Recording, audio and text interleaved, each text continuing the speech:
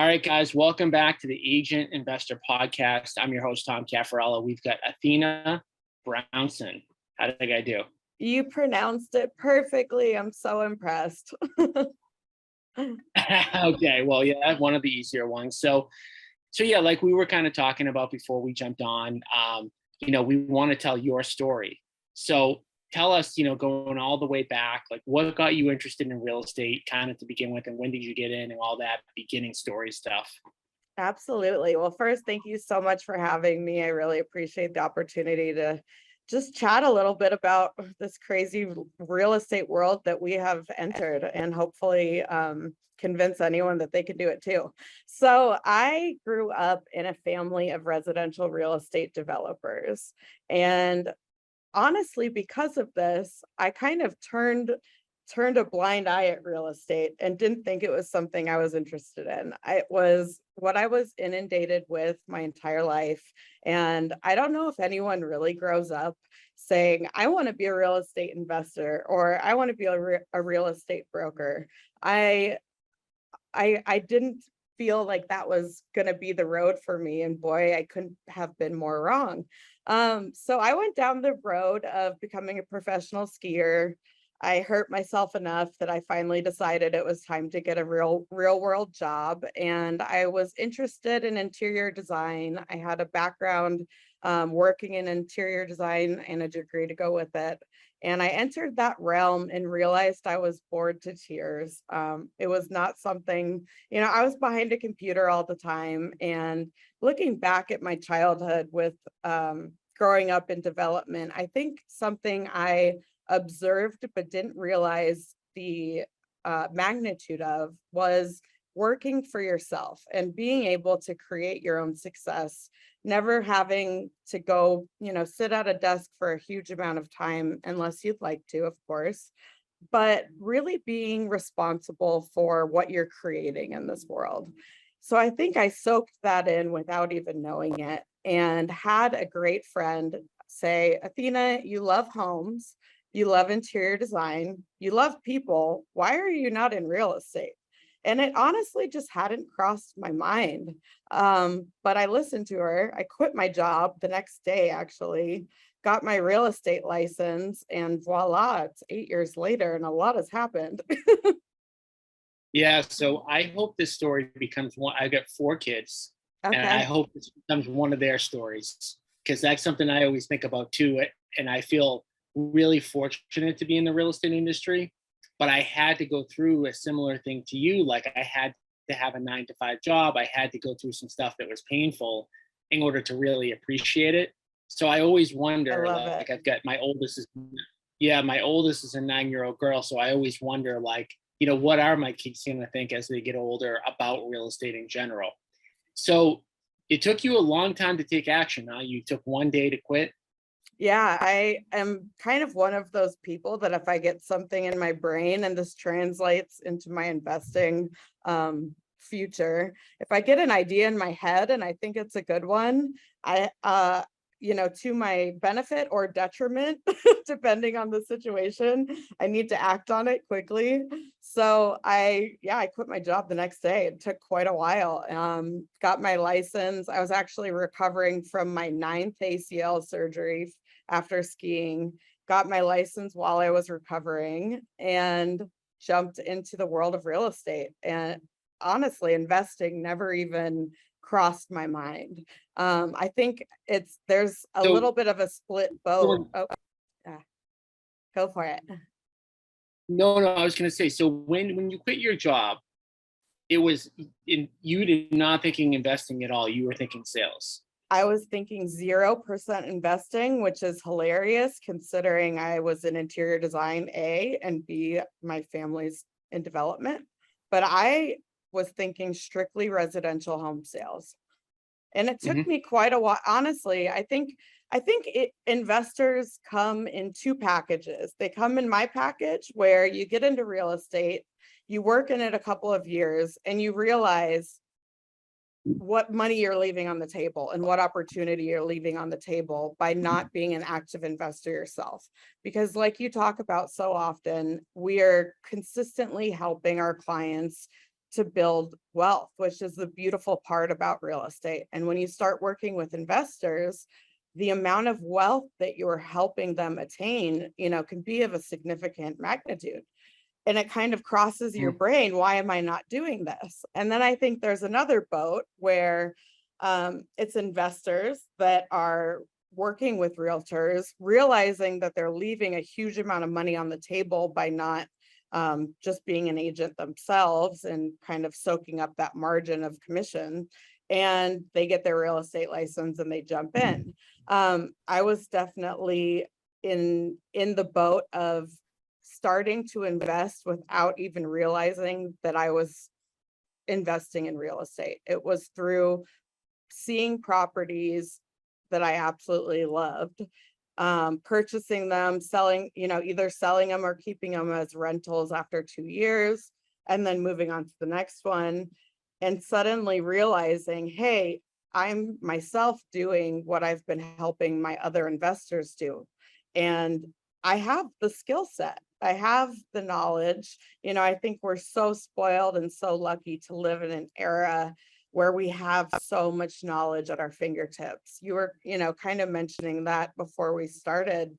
We really can't complain about anything right now because we have the access to information, and the keys to be able to be successful are right in front of our faces. And as an agent in particular, a lot of times I think we skip over how many resources there are for us to be successful investors.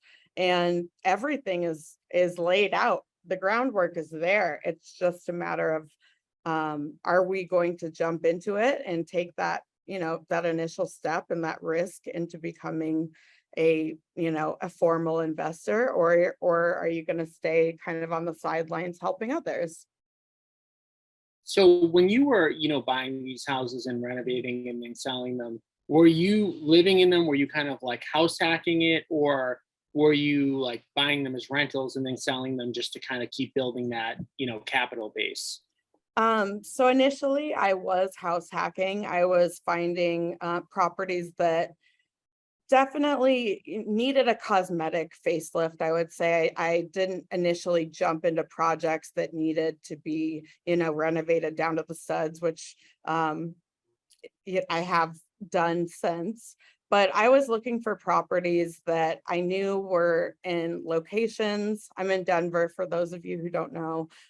We're in parts of the city that I knew had a lot of room for growth and a lot of room for opportunity. So I was finding properties that, and at this time, I was finding properties on market. I should definitely mention that because I think a lot of investing does occur off the MLS. And I wasn't even aware of that, being a first or second year agent. I was 24 when I got my license. So I was very green, and I was doing these. I was really looking to make it houses to their fullest potential, not really realizing that I was creating incredible opportunities for myself to build wealth, which would then go into the next project, which could go into the next project, which allowed me to start accumulating properties. But I went into it simply for the love of doing it, not realizing what what door I was really opening. So at one point in your career, like how many years in did you start making more investing than you did as an agent? I mean, I'm kind of making that assumption based on what it kind of sounds like. I could be wrong, but like, was there a turning point where you started making more as an investor, or did you always, make a good amount as an agent Yeah. and as an investor?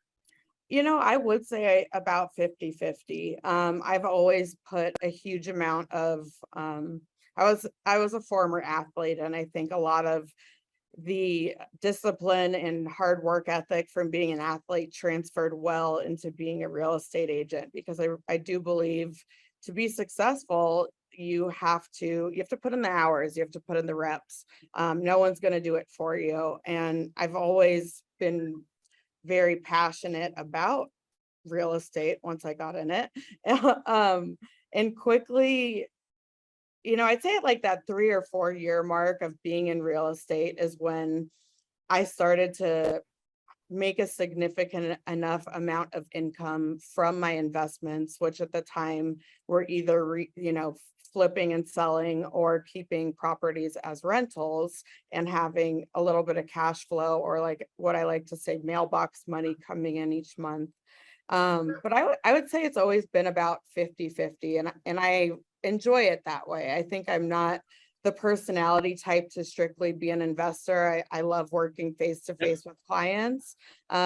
And I also love the ability to walk clients through the journey that I've had in investing in real estate, whether it's purchasing their first rental, helping them envision what a house could be at its highest and best potential, by doing some renovating and then selling it, or really working from the ground up and doing a development, which is something that I've just recently gotten into, and it's a whole nother beast. Yeah, for sure.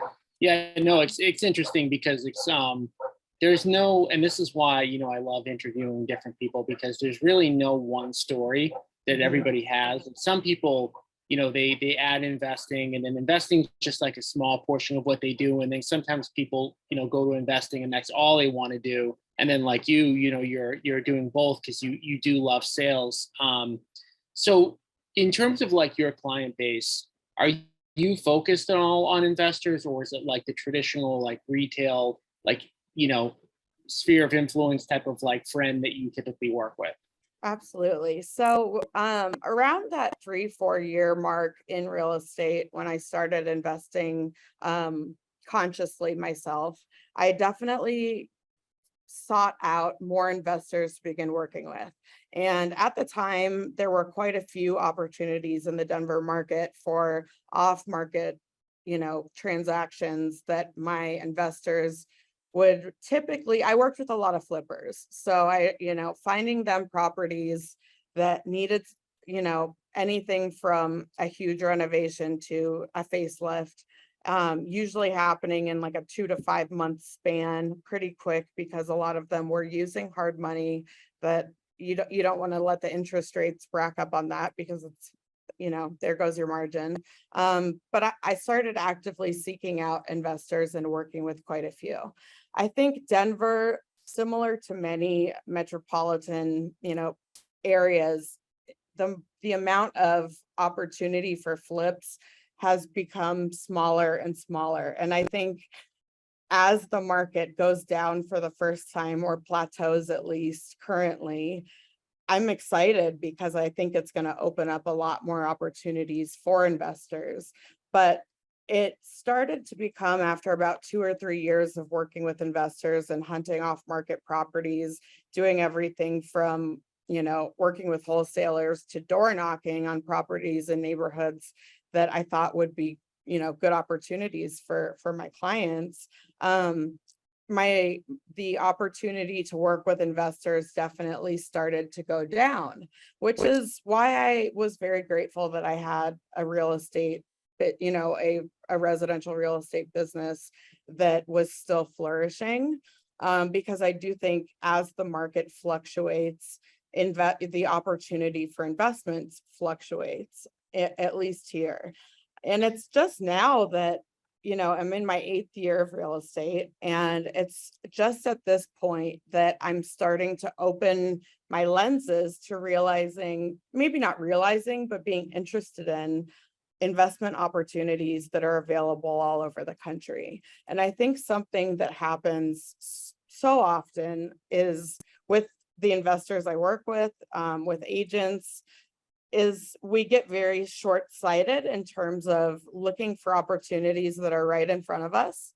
And instead of saying, okay, maybe Denver, if I'm looking for a rental, maybe our cap rate might not be what I want it to be to really make sense as an investment for my money right now. But have I looked at Georgia? Am I looking at North Carolina? Like, why am I not looking for opportunities that are outside of my sphere necessarily? And again, going back to the fact that we have this incredible access to information and to mentors all over the country. I mean, anyone can tune in on this podcast, and learn a huge amount from agents all over the country about their market.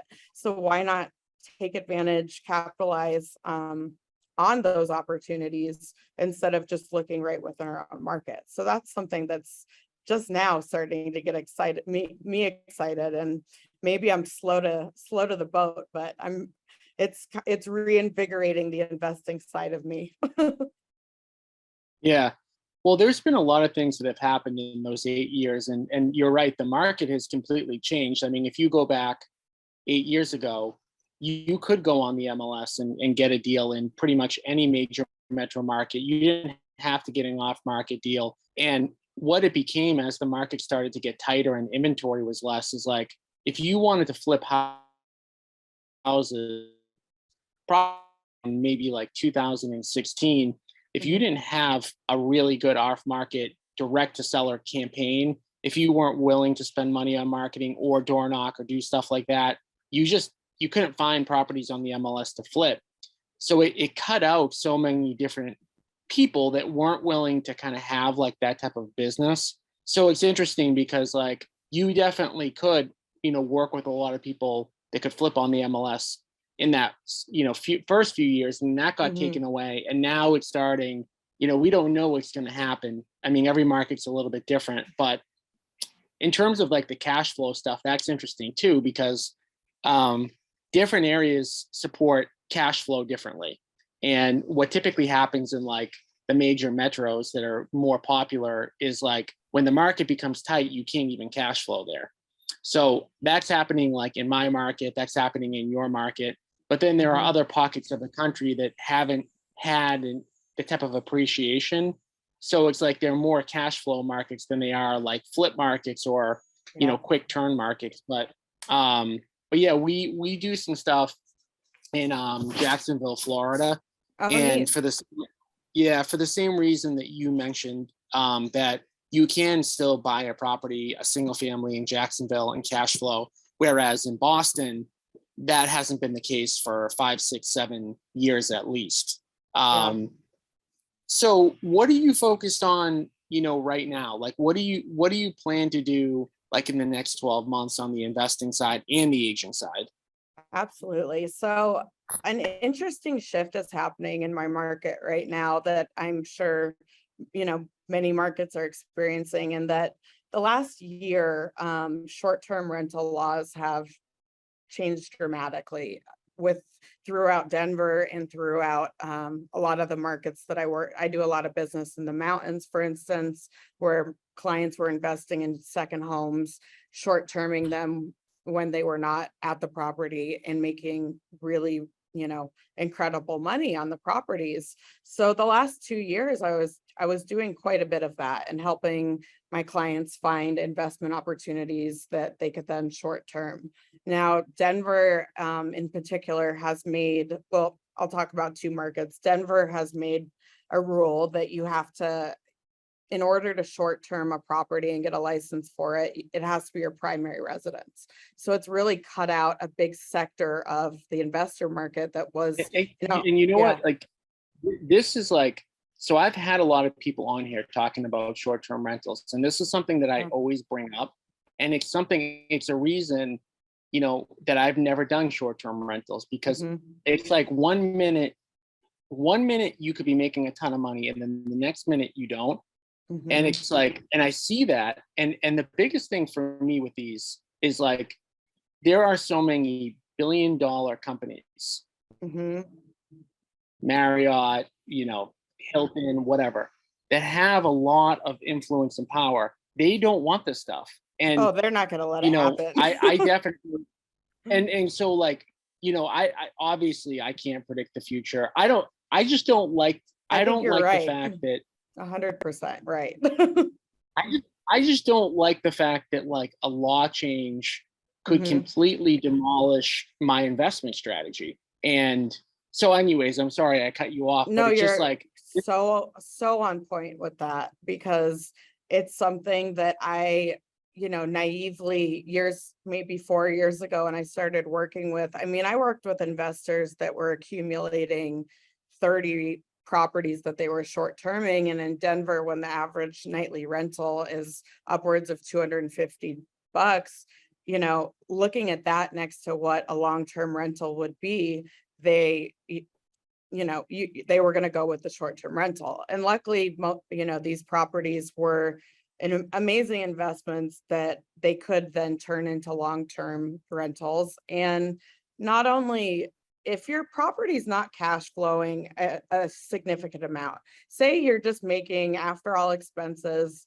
$100-$200 a month, we are still in a market that, conservatively is appreciating 12%, very conservatively. Last year we had 19% appreciation. I don't think we can compare anything anywhere to last year, just because it was so up there. But you're looking at two sides of investment. Not only, okay, great, I'm cash flowing a property, whether it's $200 a month or $500, but I'm also sitting on a property that is appreciating 11, 12, 13% a year. And that I can then borrow against in the future in order to leverage my money and put it into another opportunity. But going back to what you said about short-term rentals, I have a perfect scenario in which that happened overnight. So Breckenridge, Colorado, mountain market, it had, I believe, about 9,000 short-term rental licenses within the community. Well, last year I was helping actually a good lender friend of mine look for an investment property up in Breckenridge that was going to be short-termed. Well, without any, no one saw it coming. Of course, the big hotel groups had been lobbying against short-term rental licenses in mountain markets, along with every market, for a significant amount of time. Well, quickly a moratorium was placed, and 5,000 short-term rental licenses would be granted to primary homeowners. And this was, property owners in Breckenridge that were paying for to live there, basically, by renting out their property for a couple weekends out of the year. These were not investors that were coming in to primarily short-term. So all of a sudden, a huge market of clientele disappeared. And so I think realizing that, or understanding the implications of what type of investment you're looking at, is so crucial. As an agent and as an investor, that that can go away so quickly, and all of a sudden your strategy for how you were cash flowing a property is completely gone. So I agree with you. I think short-term rentals are a little bit hazardous, but because now, in this market that we're in, where it became a little bit thin for investment opportunities, on absolutely zero on the MLS. That became a given like 4 or 5 years ago. I started getting interested in development, and luckily, had the resources in terms of mentorship to walk me through what it would look like if I wanted to start, building from the ground up. So the last year, apart from my residential real estate business that I love and I still, put most of my energy into, I started about 1.5 years, my first development project, which is a single family in Denver.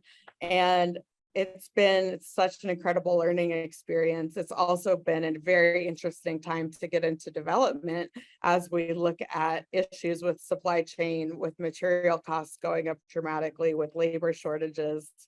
I think it kind of threw me into it's like baptism by fire. I got baptized really quickly.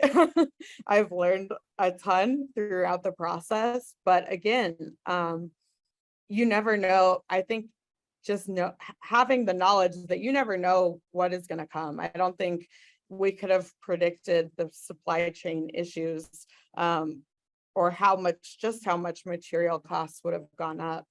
But in Denver specifically, we have a huge shortage of inventory.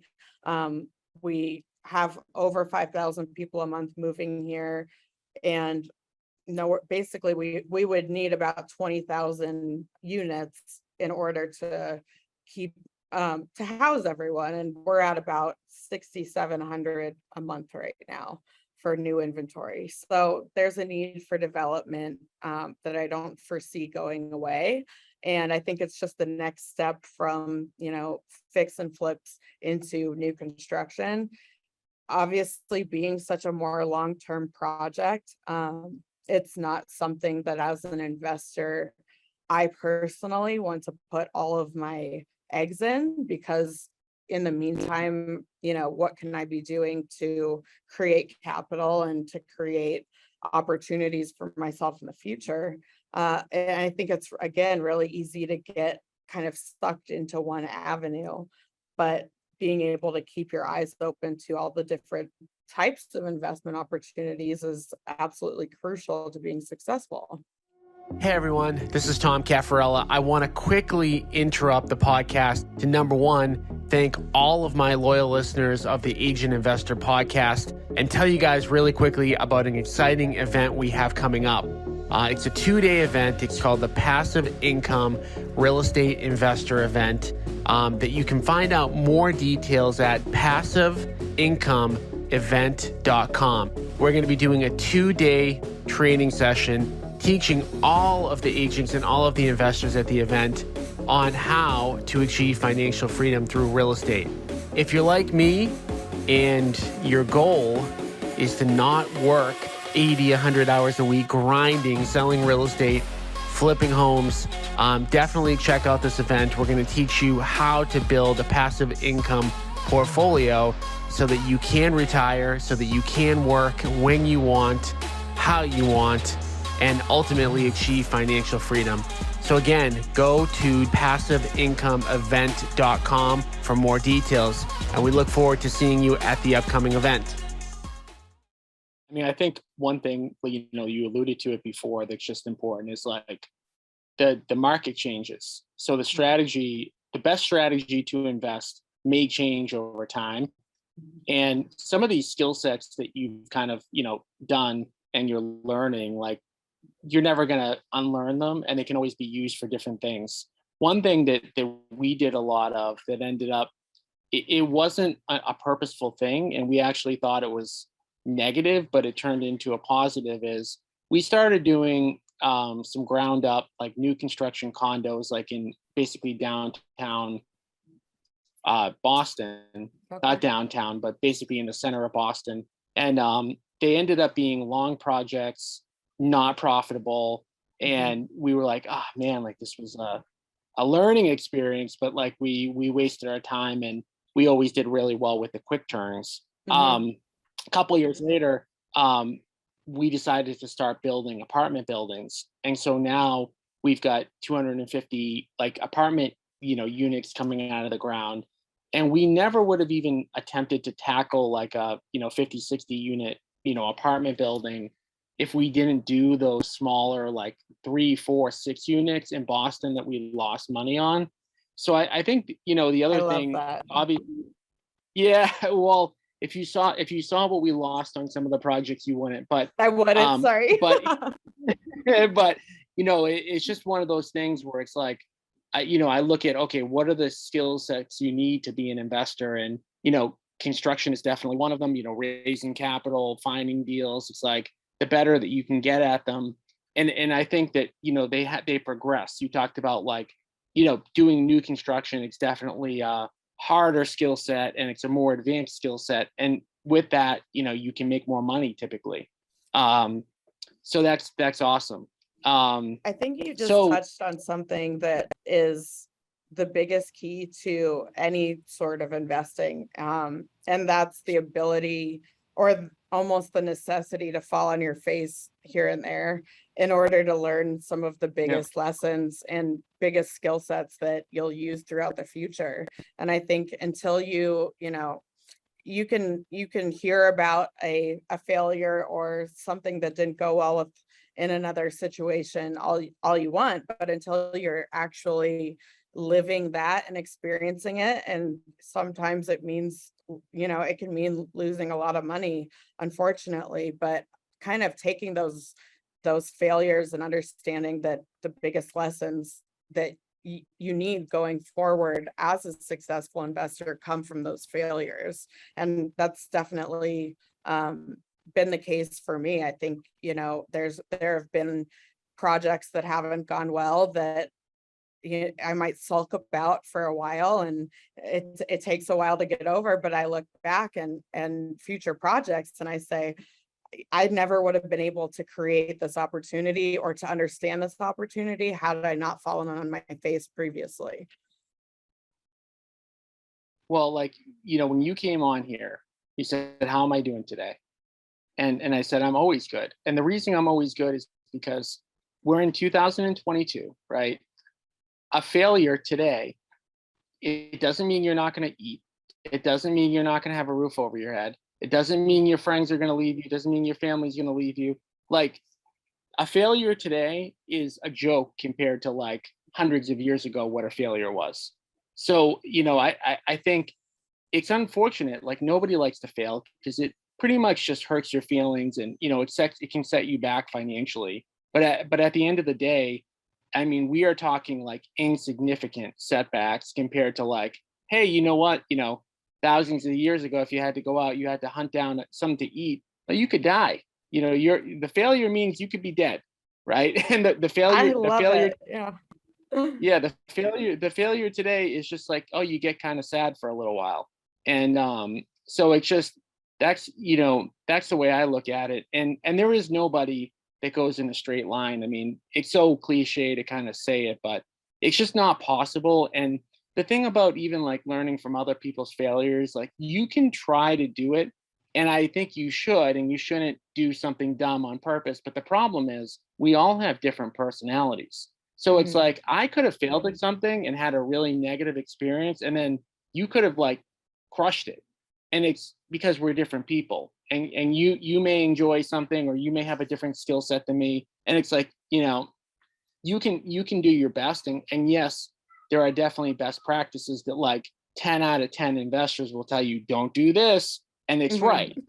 But, like, sometimes it's not so clear, and you definitely have to like make your own path. And the only way to make your own path is to stick your neck out there and just look around and keep trying to progress. But so what would you say? Listen, what would you say? So here's the thing, right? You said you quit your job in one day.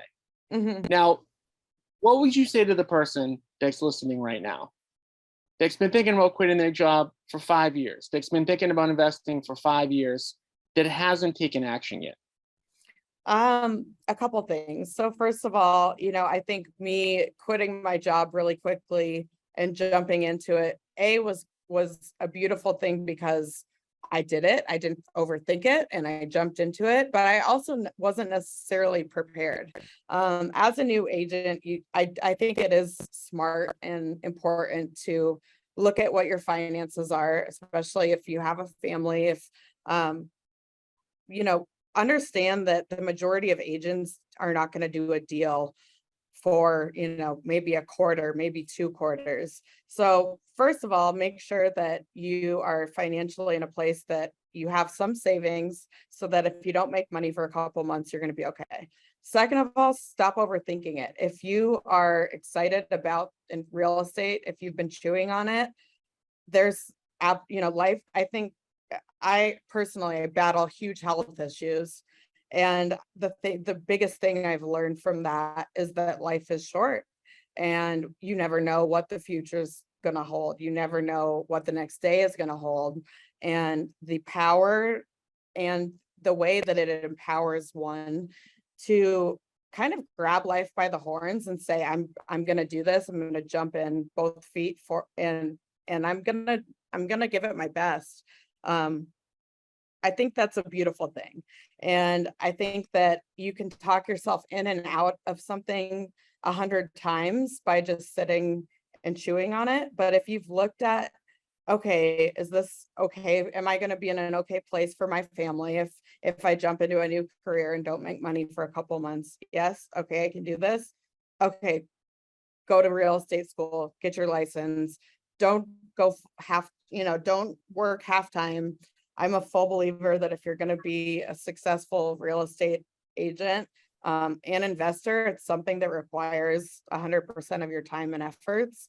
And I think it's important to jump in all the way, give it all of your dedication and time, and you'll find success. And I think the beautiful thing about investing and real estate, there's so many different avenues for success. There's so many, whether you absolutely love renovating and want to be hands-on with doing fix and flips for yourself, or maybe you can lend your skill set to an investor who, needs that design eye after you help them find the property, or you're looking to just have mailbox money. So you're going to slowly work your way up to having a portfolio of income producing properties, or you want to do development and, build from the ground up, apartment buildings. The range of opportunity is incredible and unique, and there's a different route for everyone.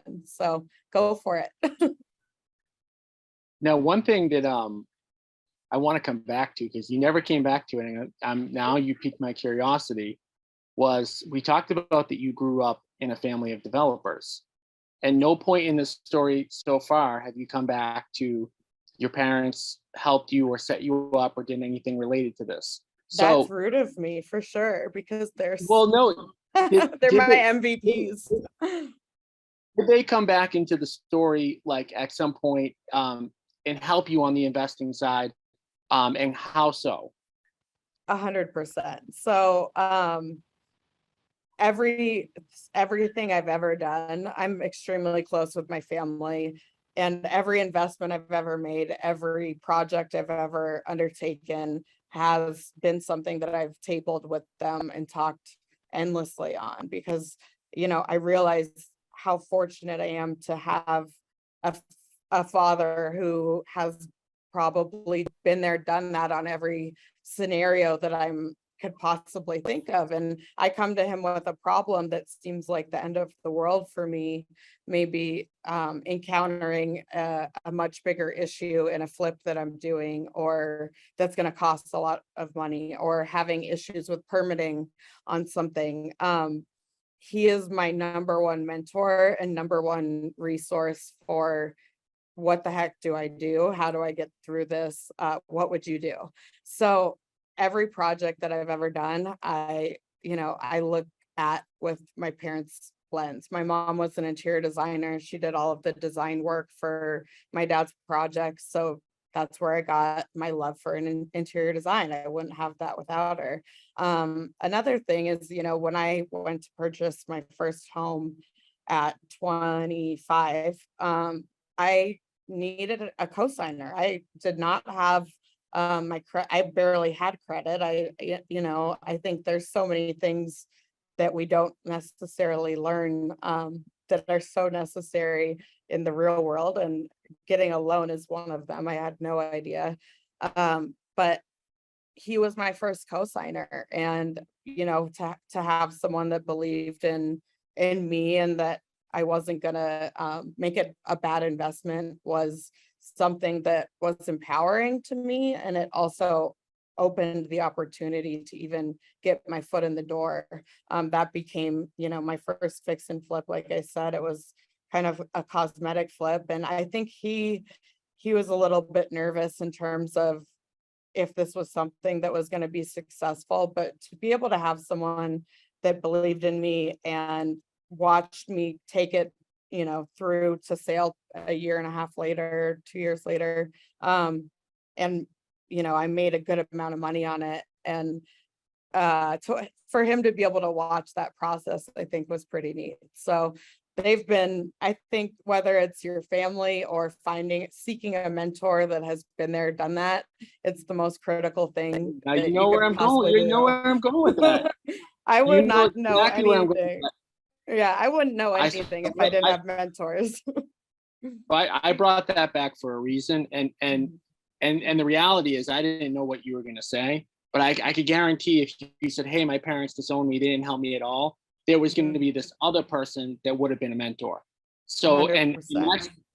And that's the thing, like I tell my story all the time where book Rich Dad Poor Dad in 2003, I didn't do my first deal until 2009. And I was an arrogant, cocky, confident young guy. I'm not that now, I don't think, but I thought I could set the world on fire at that point, and I did nothing until I got a mentor. It wasn't until I joined a home investors franchise in 2009, and it wasn't until I had a mentor that was a little bit older than me that already had some investing success that could tell me what to do, what not to do, that I could go to, that having a sounding board. And that's why, like, for the listeners, like most of you know, I have an inner circle program, but if you're not in my inner circle, you've got to have some mentor because it makes an enormous difference. And you're fortunate that it was, your parents, but if it wasn't your parents, it would have been somebody else. And I'm sure you could probably name other mentors that have been in your life. And you really want to seek out people that have already done what you want to do because they've already crossed through that road. And so that's a great story. And like I said to you in the beginning, like I hope that becomes a story that one of my kids tells when they're Me older. But too. they probably all will not be in real estate. They'll probably all hate real estate, but we'll see what I happens. would be surprised if that didn't happen. And honestly, I think my single most important piece of advice is the power and the importance of mentorship and coaching. My entire real estate career, I've had multiple mentors, like you said, not just my family, and I've always had a coach. I think that there's a reason that there are, mentors and coaches. It's because they can tell us the mistakes they've made, what they learned from it, and how we can, do better. Single most important thing in my business and in my life is having mentors and coaches. And I will absolutely never not have mentors and coaches that I am consulting as often as possible, at least weekly. 100%. Yeah. So, I mean, right now, just to give, the listeners some insight, I'm in 3 coaching programs. I'm in one coaching program that teaches people how to raise capital. I'm in one coaching program for apartments. And then I'm in another one that's a mastermind just for investors across the country that they do a certain amount of flips per year.